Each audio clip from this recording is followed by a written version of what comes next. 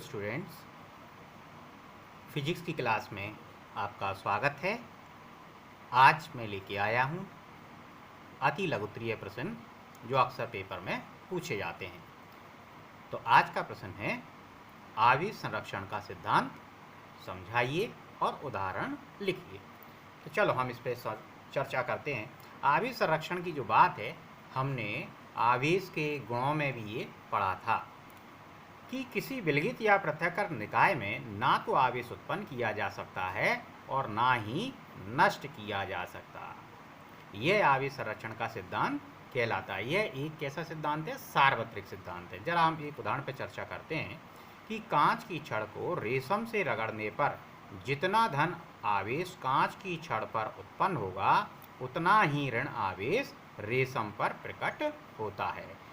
कहने का मतलब, जब हमने एक उदाहरण देखा था, थोड़ी सी चर्चा फिर किए लेते हैं कि यहाँ आप देख रहे हैं कि इन दोनों पदार्थों को जब घर्षण की अवस्था में हम लाए तो यहाँ से एक इलेक्ट्रॉन दूसरे पदार्थ पर चला गया। लेकिन आप देख रहे हैं कि जो टोटल संख्या है, जो बीजीय योग है, उसमें कोई परिवर्तन नहीं है। जैसे पहले आपने देखा होगा, उदासीन अवस्था में 5 इलेक्ट्रॉन इस पदार्थ के पास हैं, 5 इलेक्ट्रॉन दूसरे पदार्थ के पास हैं। टोटल इलेक्ट्रॉन अगर हम देखें तो दोनों पे कितने हैं? 10 इलेक्ट्रॉन हैं। जब घर्षण की अवस्था के बाद हमने देखा तो एक इलेक्ट्रॉन का आदान प्रदान हो गया, मूव कर गया, पहले पदार्थ पे चला गया और दूसरे पदार्थ पे एक इलेक्ट्रॉन की कमी आ गई। परंतु जब आप देखेंगे कि टोटल इलेक्ट्रॉन कितने हैं तो इस पर कितने हो गए? 1 2 3 4 5 6, और इस पर कितने हुए? 1 2 3 4। तो 6 और 4 टोटल इलेक्ट्रॉनों की संख्या कितनी रही? 10 ही रही। इसमें कोई परिवर्तन नहीं आया। तो कहने का तात्पर्य है कि जितना धन आवेश कांच की छड़ पर उत्पन्न होगा, उतना ही ऋण आवेश रेशम पर प्रकट होता है। चलिए अब अगला प्रश्न देखते हैं कि आवेश का क्वांटीकरण समझाइए। प्रकृति में जो आवेश होता है वो सदैव एक निश्चित न्यूनतम मान का पूर्ण गुणज होता है। इसे आवेश की क्वांटम प्रकृति कहते हैं और यही आवेश का क्वांटीकरण कहलाता है। इलेक्ट्रॉन अथवा प्रोटॉन पर जो आवेश होता है उसे हम क्या कहेंगे? मूल आवेश कहेंगे। एक बार फिर ध्यान से सुन लें कि इलेक्ट्रॉन अथवा प्रोटॉन पर जो आवेश होता है उसे हम क्या कहेंगे? मूल आवेश कहेंगे। इसे किससे प्रदर्शित करते हैं? स्मॉल ई के द्वारा दर्शाते हैं। और एसआई पद्धति में इसका जो मान है वो कितना रहेगा कि 1.6 गुणा 10 की घात -19 कूलम होता है। अब आवेश की क्वांटम प्रकृति का एक फार्मूला है, Q बराबर ±NE, जहाँ n का मान कितना होता है? 1 2 3। जब n का मान तुम 1 रखोगे तो यहाँ पाओगे कि ±1 ई मान आएगा, 2 रखोगे तो ±2 ई, 3 रखोगे तो ±3 ई। तो आप ये देख रहे हैं कि निश्चित न्यूनतम गुणज के रूप में आ रहा है 1 ई, 2 ई, 3 ई, इसी प्रकार -1 ई, -2 ई, -3 ई, डॉट डॉट। ये इस रूप में कभी नहीं होगा कि 0.5 ई में आ जाए, है ना, या फिर -3/5 ई हो जाए।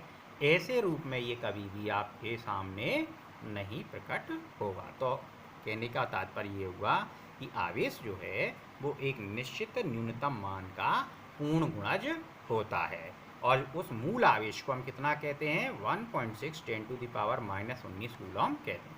अब इसके आधार पर छोटे छोटे प्रश्न आते हैं, न्यूमेरिकल्स आते हैं, उन पे हम चर्चा करते हैं।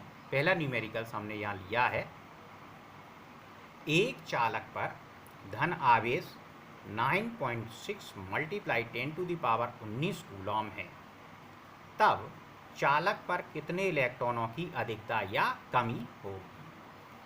आप प्रश्न को जरा आप ध्यान से पढ़ें तो ये कह रहे हैं कि धन आवेश, यहाँ से काफ़ी बात स्पष्ट हो रही कि अगर धन आवेश है तो निश्चित रूप से इलेक्ट्रॉनों की क्या होगी? कमी होगी। तो इसका हमें एक आंसर तो मिल गया कि क्या हुई? अधिकता या कमी। तो आंसर हो गया कि भाई इसमें कमी होगी। चलिए अब इसमें कितने इलेक्ट्रॉनों की कमी होगी उसे हम इसे सॉल्व करके ज्ञात करते हैं।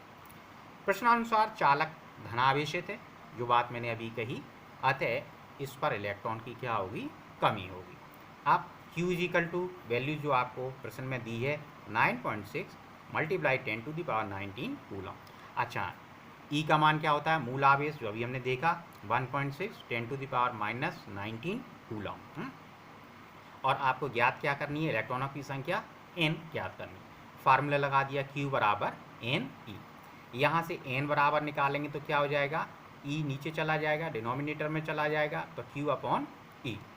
वैल्यूज पुट कर दीजिए। Q का मान कितना है? 9.6 मल्टीप्लाई 10 टू द पावर 19 और E की मान रख दिया है 1.6 मल्टीप्लाई 10 टू द पावर -19। आप देख रहे हैं ये आपस में कैंसिल हो जाएंगे। 1 पॉइंट से पॉइंट हटा देंगे, 1.6 का आप डिवाइड करेंगे तो कितने आ जाएंगे? 6 आ जाएंगे। तो कितने इलेक्ट्रॉनों की कमी हुई इसमें? 6 इलेक्ट्रॉनों की कमी।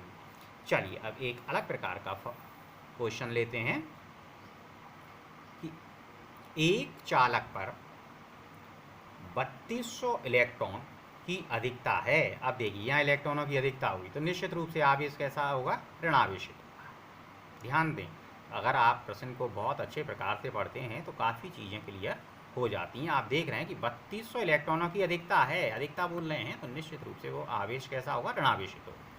तो चालक पर उपस्थित आवेश की प्रकृति और आवेश का मान ज्ञात कीजिए। तो प्रकृति तो हमने इसको प्रश्न को पढ़ने पर ही ज्ञात कर ली, और प्रकृति कैसी आई? ऋणावेशित आई। चलिए अब मान क्या क्या दिए वो देखते हैं कि n का मान जो है कितने इलेक्ट्रॉन दिए हैं? 3200 इलेक्ट्रॉन दिए हैं। अच्छा, E का मान हम जानते हैं कि 1.6 10 टू द पावर -19 कूलम होता है।